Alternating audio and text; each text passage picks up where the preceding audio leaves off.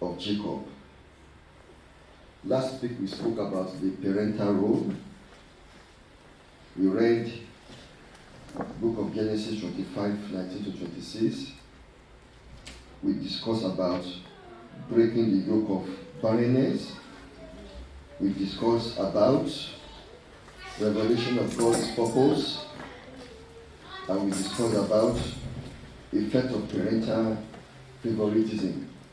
We discussed about the effect of parental favoritism. This morning, we will continue on that teaching. We are going to be looking at the same chapter. Then we'll flip over to chapter 27 and 28 and see what God wants us to know if we have enough time. Because the life of Jacob is so wide that it's a thing that cannot be preached in 3 hours. If you want to explain everything clearly, 3 hours is able to solve because we are reading a lot of chapters. So this morning we are going to be looking again at his life, the life of Jacob. His scheme.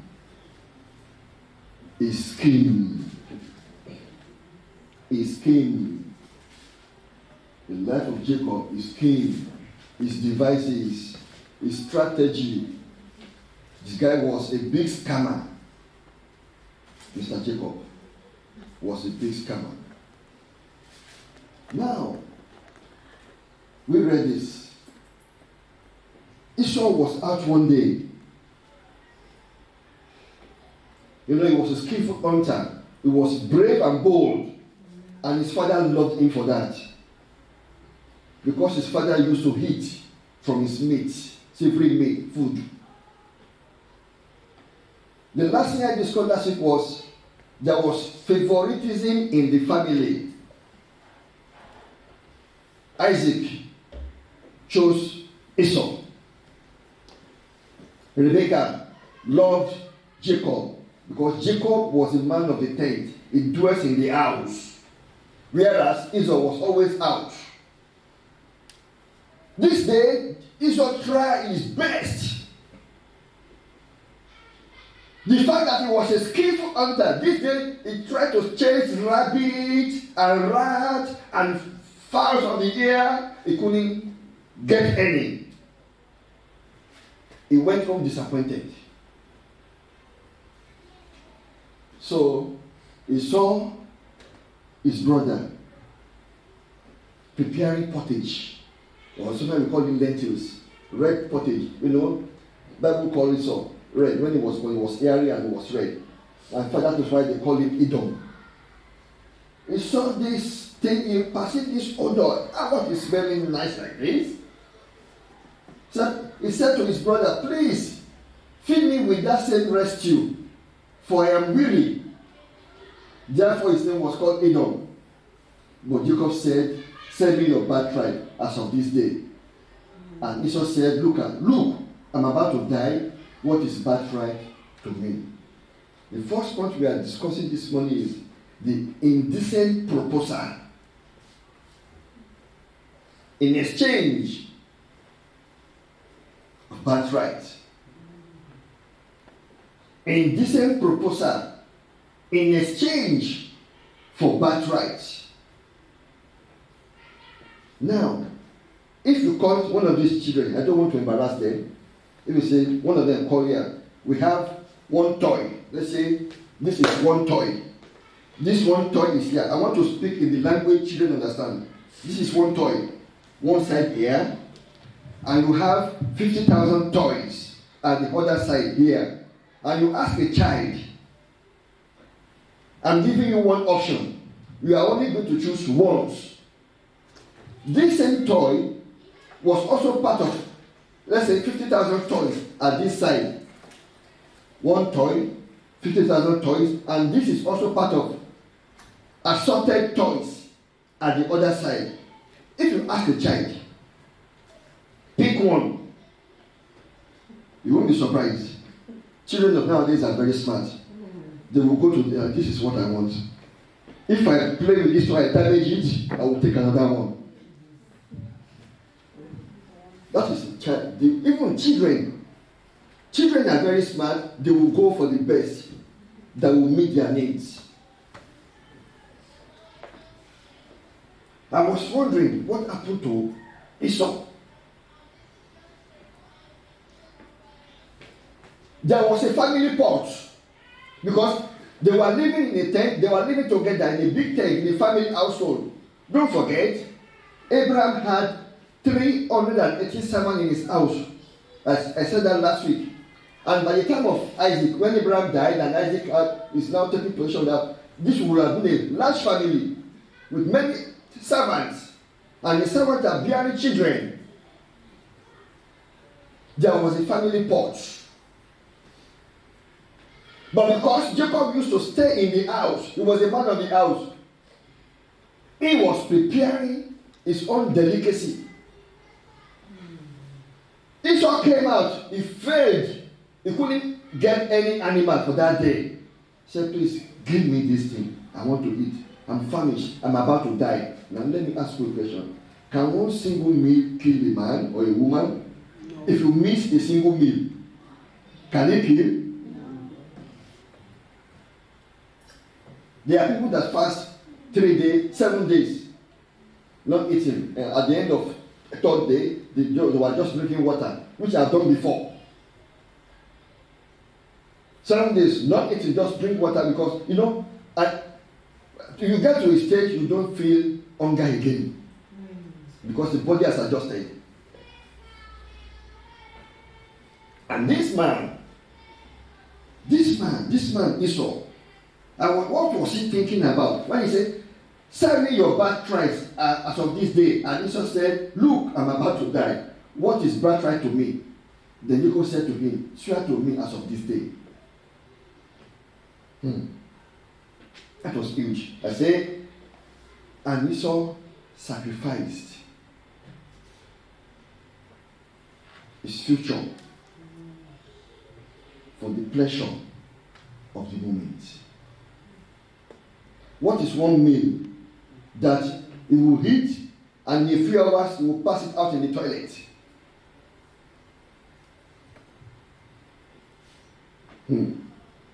He disregarded the sacred value. Being the firstborn, you know what that means in Israel. It means that when the father died, firstborn will be the leader of the house. He will take charge automatically. So when they have something to speak about, he will be the one that will stand forth and say, yeah, we are going to this direction. People will consult him as the firstborn. He will now assume the eldership position in the family, irrespective of the age, being the firstborn son. Secondly, when the father died, he has a double portion of the family inheritance. In this case, let's say Isaac died, Esau would have taken, let's say, 66.5% of the family inheritance, and Jacob would have been given 33.5% of family inheritance, double more than Jacob. Jacob said, and Jacob knew his brother. They were living together. He was a greedy person.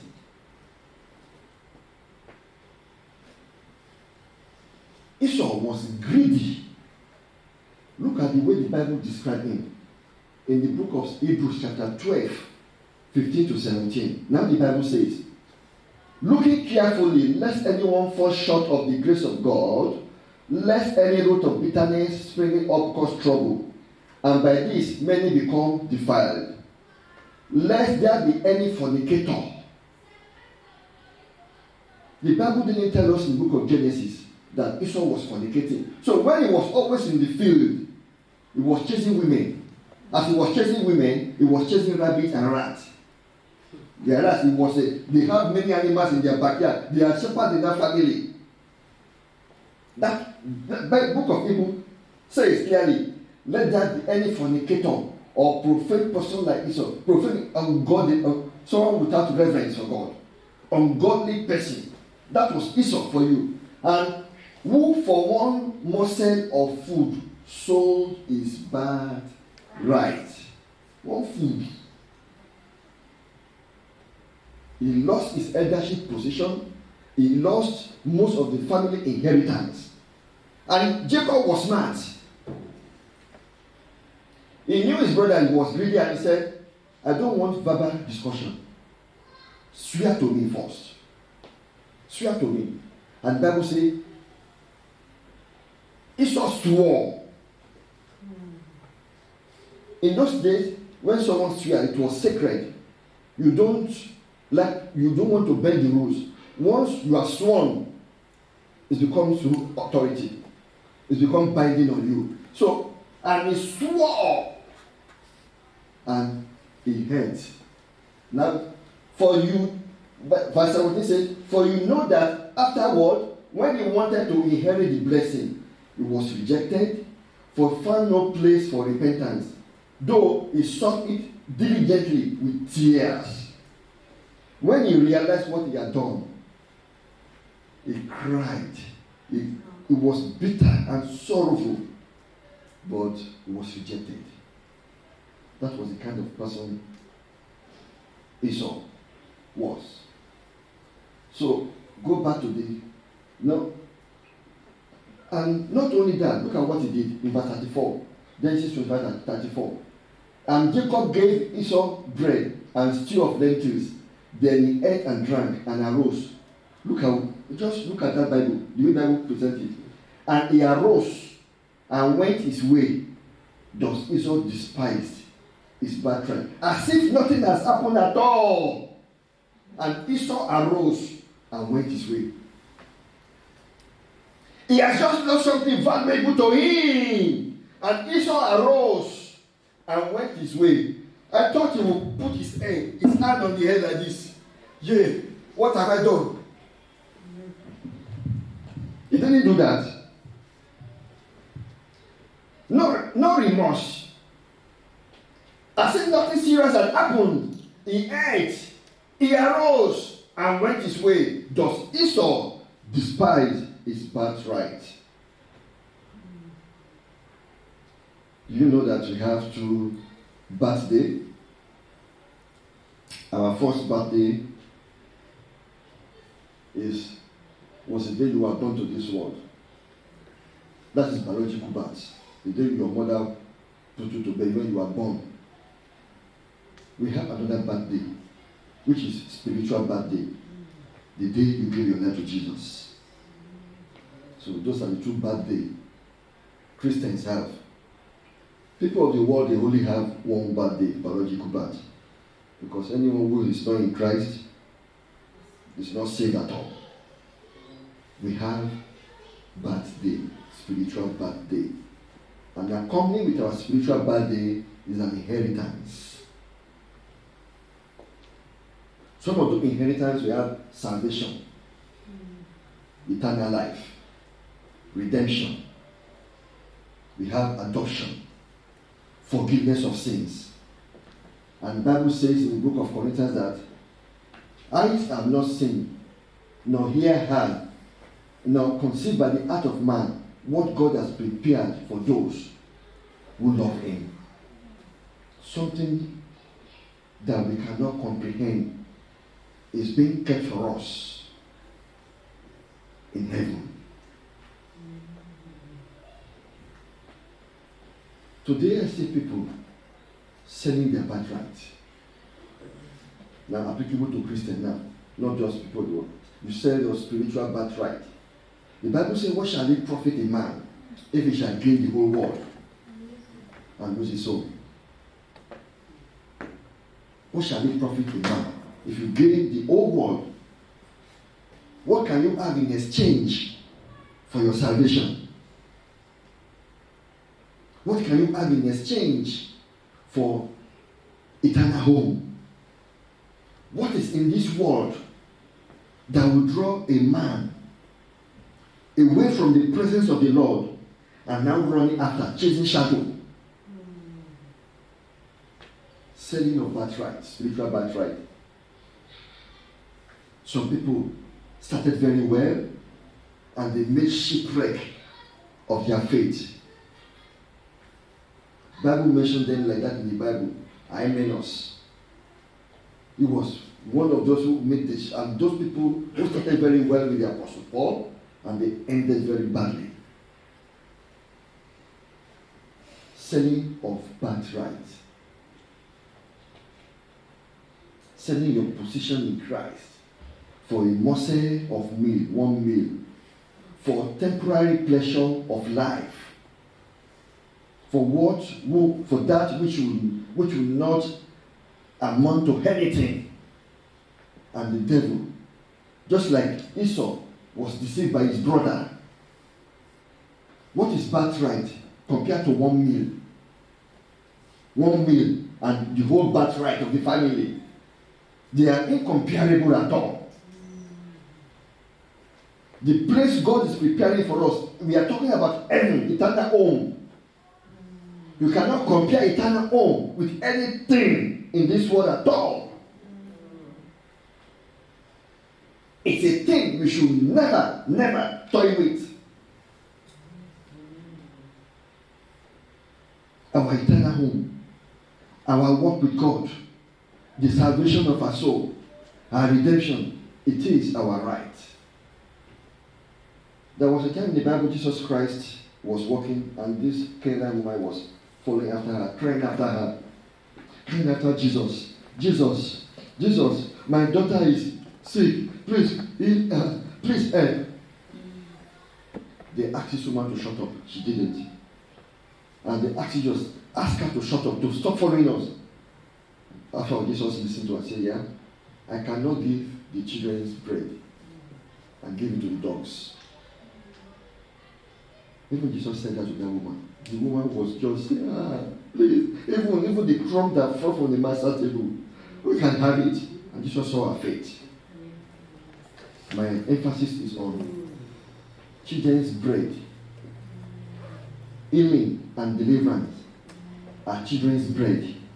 It's part of the package of salvation. And some people, because of unbelief, hardness of heart, because of the way we were brought up, we have decided, I don't want to listen to that. That is not part of my theology. I don't want to, no. I don't believe this part of scripture.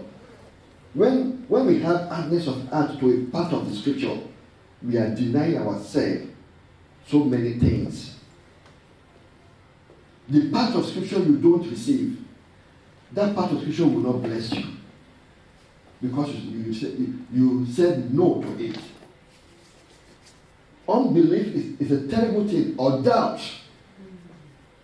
And those who are doubtful, the Bible calls them, they are being tossed like waves, to and fro. That thing, Bible says in the book of James, will not receive anything from the Lord. Please do not sell your birthright for temporary pleasure of this world.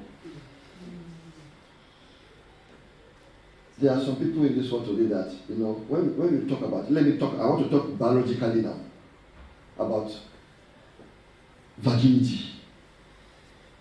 People don't want to talk about it today. Even the pastor that preach about it, youth will not go to that church again. They say, this kind of church, this kind of pastor, they don't want us to enjoy our life. How can you say you don't? How can you say we have to be virgin until we get married? How can you say that to us? We want to have fun. We want to have pleasure. We want to experience it. Some pastors compromise, and when they are preaching, they will not mention that area. Virginity is your inheritance, either for male or for female.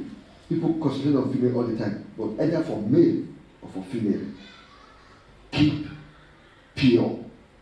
Impurity, keep it that way. It's the Bible, not my word. I will not be part of those who want to keep silent. They don't want to touch that area because I'm accountable to Jesus.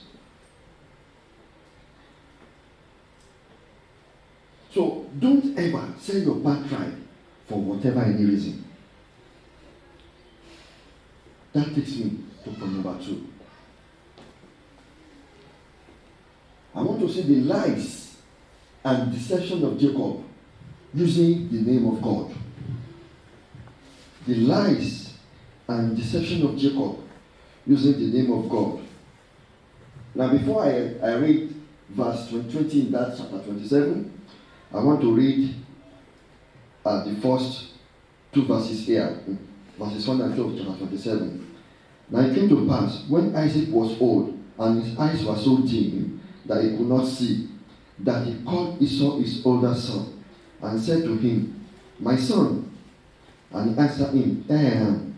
Then he said, Behold, now I am old, I do not know the day of my death. Verse 3, Now therefore please take your weapons and your quiver and your bow and go out to the field and hunt game for me. Verse 4 says, I will eat it and I will bless you.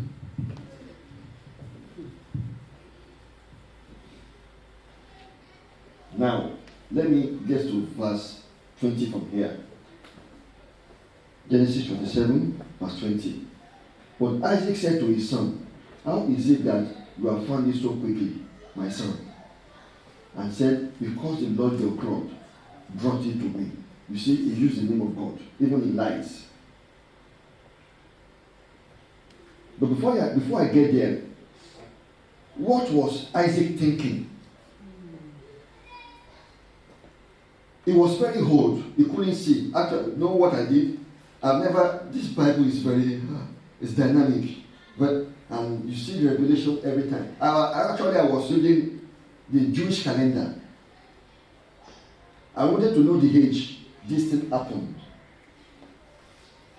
And when I studied the Jewish calendar when preparing this preaching, they said when his eye was dim, Isaac was around 130 plus as at that time. So he thought he would die, but he lived till 180. And secretly, he called Esau him. Esau, I couldn't see again. I want to bless you. Take your weapons. Go bring that animal. Kill it. Prepare me for me. I will eat and I will bless you. Favoritism in the family backfired. Rebecca was there listening. As soon as Esau went out, he quickly called Jacob. Jacob, how many years do you have? 2. Your father is about to bless Esau. And this is what we will do. We will plan again. Bring me a goat quickly. I myself will prepare the meal like the way he likes it. You will go into your father and he will bless you instead of Esau. You will take his blessing. Jacob said, mommy, but you know Esau was a hairy man. But if my father found out and he will bring a curse upon me, mother said, let the curse fall upon me. Do as I said to you. She prepared the meal, gave to Jacob, and the skin of the animal, she put it on his arms and at the back of his neck, and she did something. The clothing of Esau, she put it on Jacob and went in to Isaac to be blessed. Now listen to this.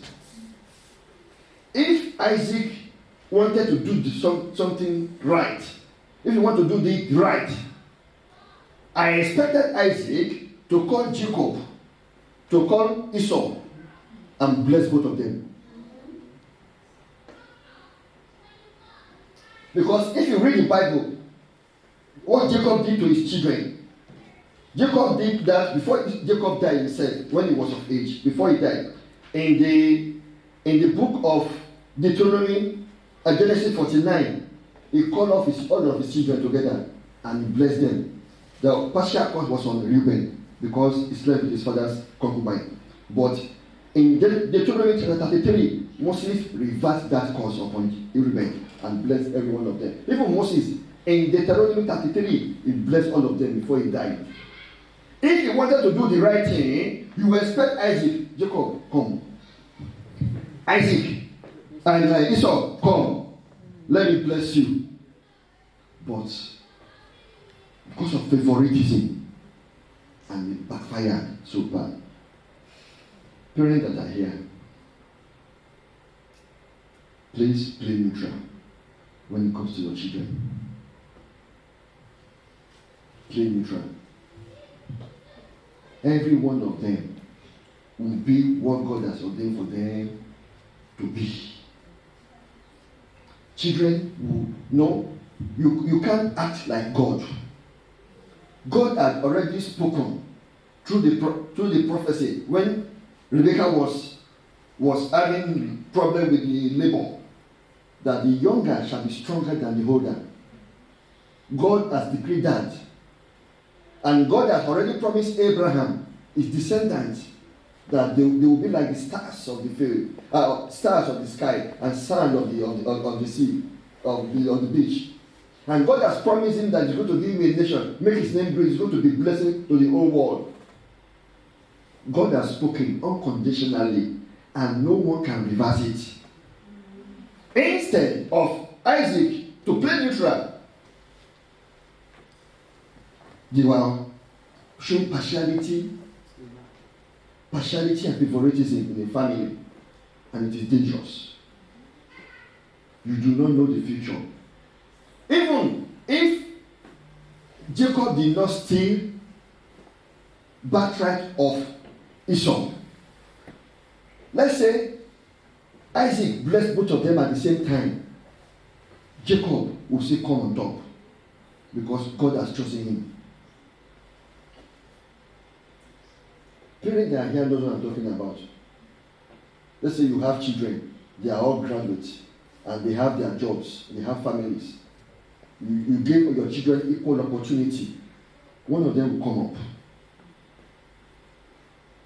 And you know what I'm talking about. At least in the siblings, one of them will come up. That person might not be the firstborn. Like we call something system of advantage. This person will just probably through marriage, marry to a wealthy family where they have money and they have influence, they control things. Some, maybe through career or job, the kind of job that person is doing, he gets promoted and is very good with his job, is diligent. People respect him. Some through wisdom, very wise in solving complex problems. It happens in families. If you want to be sincere, that it is not necessarily firstborn. When it comes to family matter, among siblings, same father, same mother, you will see one of them will be at the top. Always. It's just a period of time. Everything will play itself out.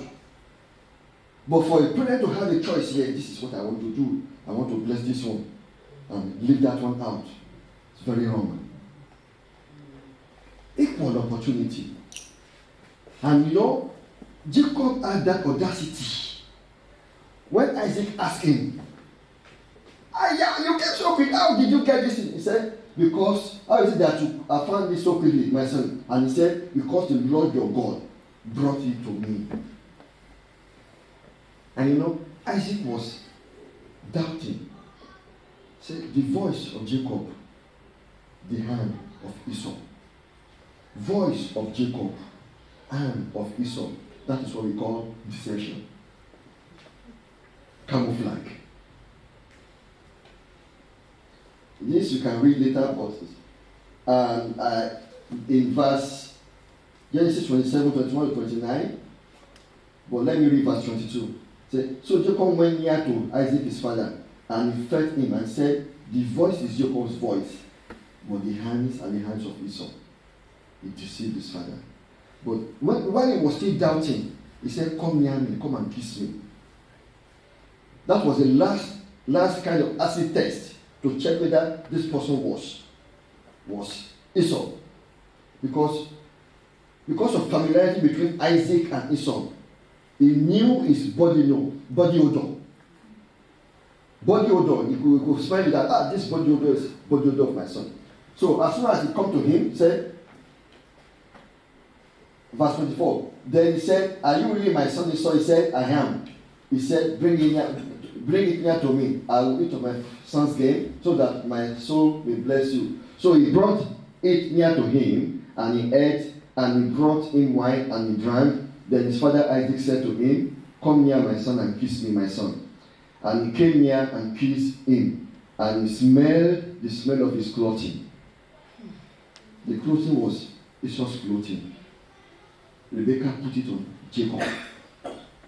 And the blessing Jacob received was stolen from Esau, because even Isaac used that in blessing him. Look at what the Bible says. And he said, "Blessed," and blessed him, and said, "Surely the smell of my son is like the smell of a field." So Esau had very good body odor. He had that thing. Good, even without perfume, his body odor was good. And that clothing of Esau that Jacob put on, he smelled it. And he blessed him with that clothing. Stealing someone else's blessing. Deception and lies. And he used the name of God. You can see how godless Jacob was. Don't say, "My mommy pushed me to do it. I didn't want to do it." Now, let us learn to take responsibility. If this a fire, someone said to you, "Put your hand in the fire," will you put your hand there? No, because it will burn you. We should take responsibility. Say, "Someone pushed me to do it." You don't say that. Though Rebekah pushed Jacob to do it, even because wickedness was in Jacob himself. Wickedness, he was a scammer. He was a big scammer. And he stole his brother's blessing the second time.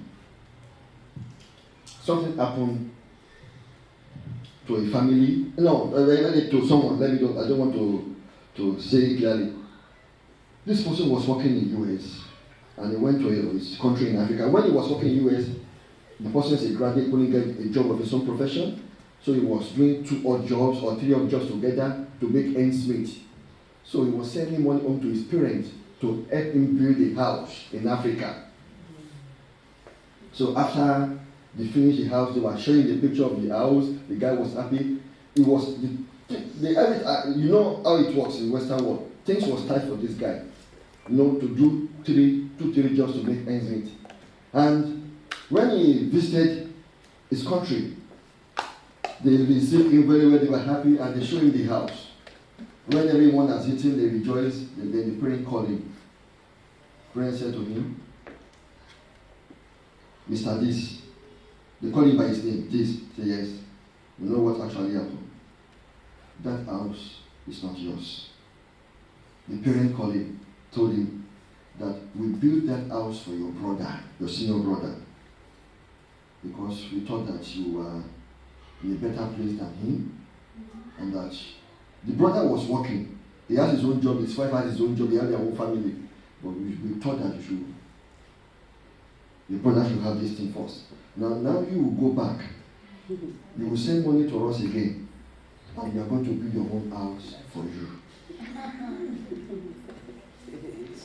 The guy just stayed quiet. That even my parents, they did this thing to me. Parents, they kept quiet. Then we consulted some people, and they looked, and they got someone to buy the house. They managed to get the keys of the house and the document of the house. This man sold the house. He sold that house secretly. He went back to America. He changed his mobile number. He changed his email. Said, I don't have anything to do with them again, and he left. Though anyway, the Bible says you should honor your parents. It is the word of God. Whatever they may have done to you, say on parent is parent. It's the word of God. It is the word of God. Honor your parents. But this guy went to the extreme. I don't want to have contact with anyone again. I am here in America suffering. Things were tight and difficult for me. My brother has his own family. He's working, so that he doesn't have a job. Things are okay for him because I have enough money to send home to build a house, and they built him for him. The guy was very angry. But it happens. True life story. Even his parents did that to me. And he said, I don't trust anybody again.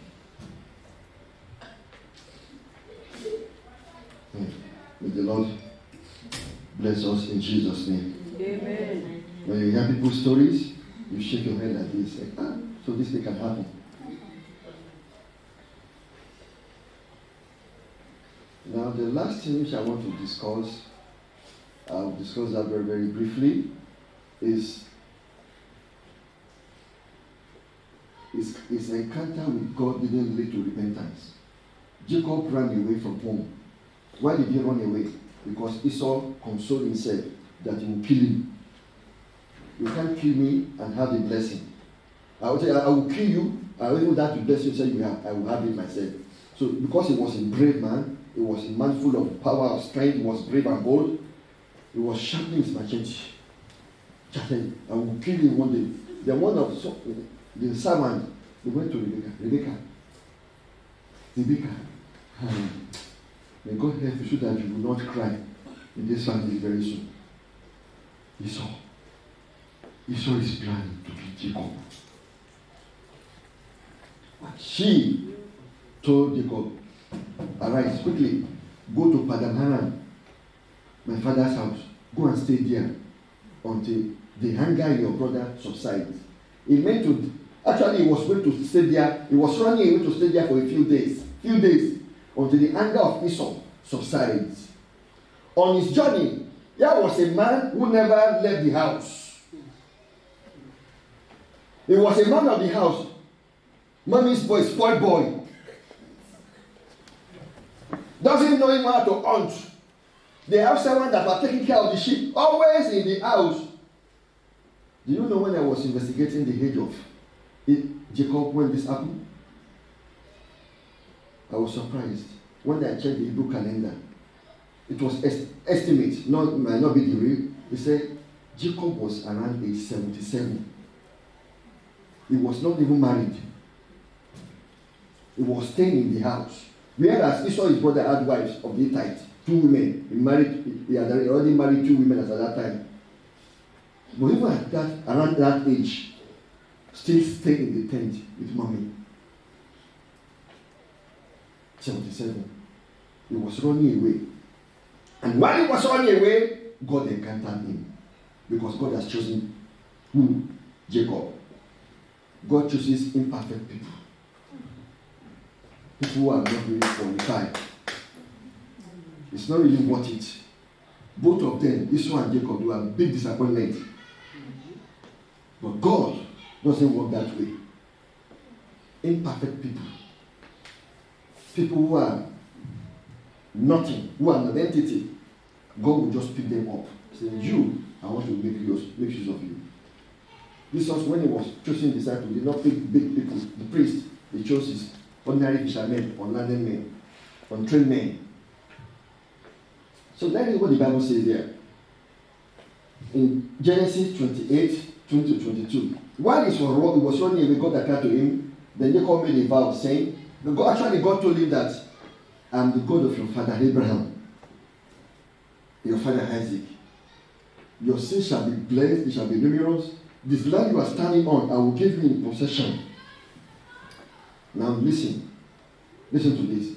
Genesis 28, 20-22.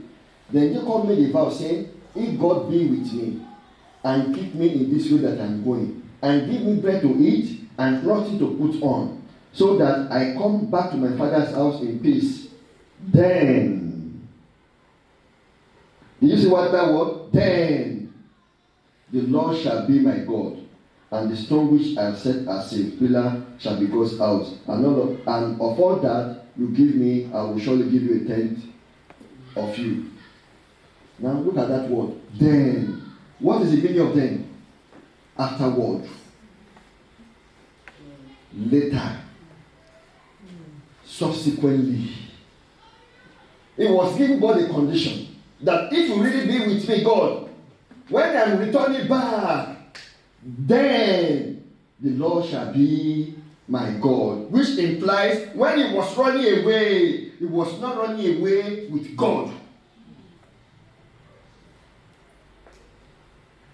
He gave God condition in his vow to God. Now I'm going my own. I'm going on my own. But if you really did this thing for me, what you said, then when I'm coming back, then you will be my Lord and my God. You can see the godlessness of this family, even though their father knows the Lord. See the children, see the way their kids, Jacob and Esau, they were behaving. See both of them. See the person who God had chosen. Oh, I won't go with it. Then, after that time I'm returning, you will be my God. You know, when you are looking at Bible is so wonderful. I say, this word of God is good. At that age, who should have been a grandfather at that time? Grandfather by that time. He didn't know what he was doing. Anyway. But what I want to say is that God is a great pursuer. And God has done this thing many times in the Bible. Always pursuing us. Often always looking after us. The Bible says, while we were yet sinners, Christ died for us. God is always pursuing. God is in the business of pursuing. Always looking for people to be saved, to be delivered, to be set free. That is God. That is what God is doing for humanity. Christ has paid the price for everyone, and He's still chasing after us until we listen. Say, you, this boy, you will listen one day, and we give God condition. God, let me just tell you what I wrote down. I want to just my experience as well, because so many people have visited, so many people have invited to church, so many people have preached to, some not even in their house, some on the street, even in the shopping center. I hear excuses upon excuses all the time. Some of those excuses are these. They will say, Pastor, I will come to church. Those that don't want to come to church, but I'm trusting God. I'm trusting God that if God give me a job, I will serve Him. I will be following after God. That one is very common.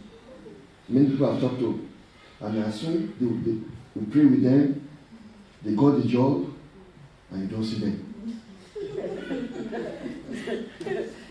Someone in less than 6 or 4, about 3 or 4 months, he got 4 jobs, changing jobs, and the person just disappeared. You pray, God gave you the job, and now that job is the excuse. You know I'm always on roster. My supervisor, I can't change my roster. Okay. Some said, if God help me find right partner and get married, I will serve God. After their marriage, what did happen? A family issue, you know. It's this family issue. This is what we agree to God. Just like Jacob. After that, I will do that to him. Another thing is, if God give me children, if God give me godly children, I will serve you. No? And he said, when you ask him, we don't see you in church, we have been taught, and you know, these children on weekends, during the week they go to school, you know, but weekends they don't want to wake up easily. That is why we woke up so hard, so late, so we said we don't want to go to church. Some said, if God heal me, I am sick, or I'm passing through this distress, I need deliverance, I need this thing. If God can do this thing for me, if God can do this thing for me, I will serve God with the rest of my life. As soon as they are healed and delivered, you don't see them in church again. I don't want to go more, because if I begin to say it now, you say, Pastor is talking about me. Pastor is talking about me. Let me just stop there. Excuses. At age about 77, then the Lord shall be my God. What kind of person is this? If you are running away from your brother who wanted to kill you, and instead of saying, God, I'm in your hand, help me. Say, let me go there first. If you bless them and return, you will be my God. What kind of sentiment is that? And this is exactly what people are doing today. May the Lord help us in Jesus' name. Amen. Excuses, complaints, excuses, and that's someone. In fact, I used to think that this man was around age 40 or 30 until I started reading the Bible and reading the chronology of Hebrew calendar. He was actually an old man, and he did not know what he was doing at that age.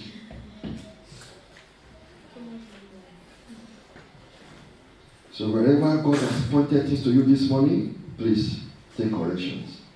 The word of God is here to instruct us, to rebuke us, to train us in godliness.